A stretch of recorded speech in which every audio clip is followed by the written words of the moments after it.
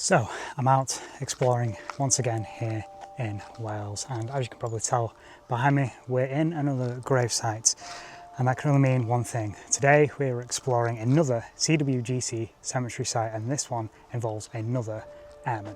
So come with me and let's explore here at Wrexham Cemetery.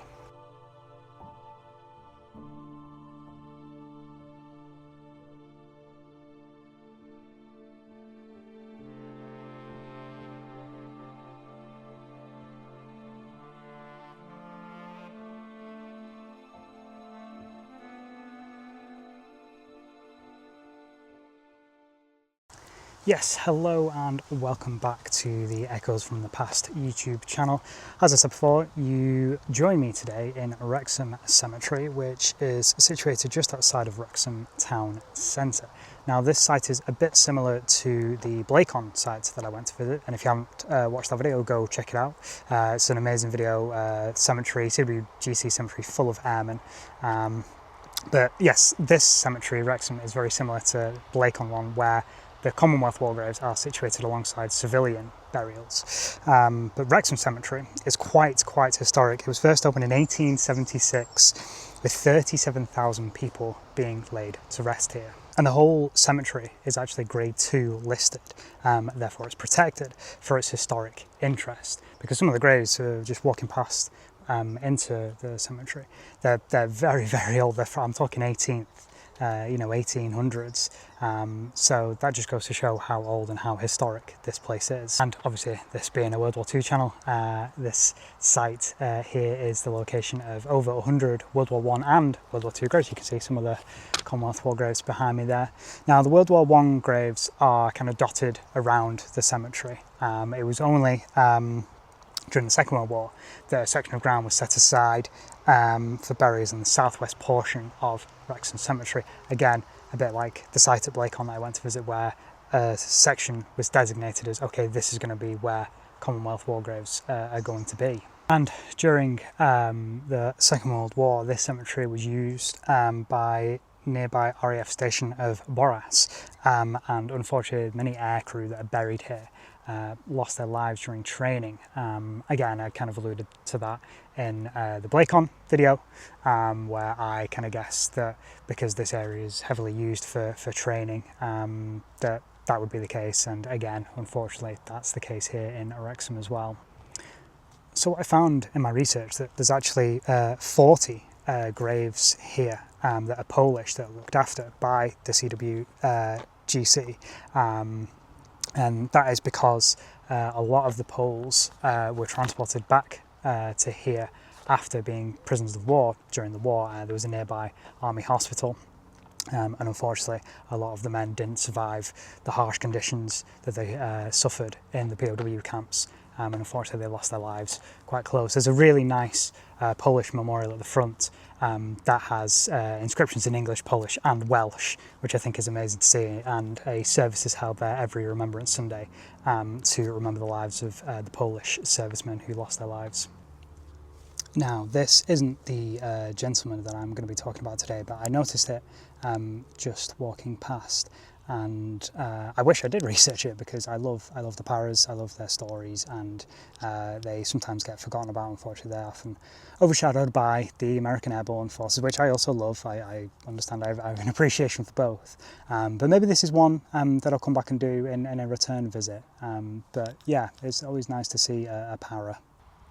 So this is the gentleman that I want to talk about today. This is Flying Officer Angus Alexander McGuigan, and as it says there, he was part of the Royal Canadian Airforce. He was part of 400 Squadron, and he was the son of Angus and Margaret McGuigan of Sault Ste. Marie, Ontario. So Canadian born and bred, came over here, answered the call when war broke out.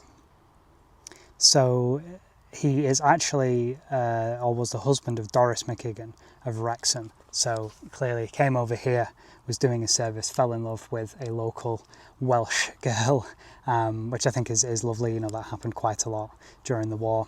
And I think that's the reason why he's buried here, or he's at least commemorated here, is because he probably spent a lot of time in and around Wrexham, getting to know his wife and their family.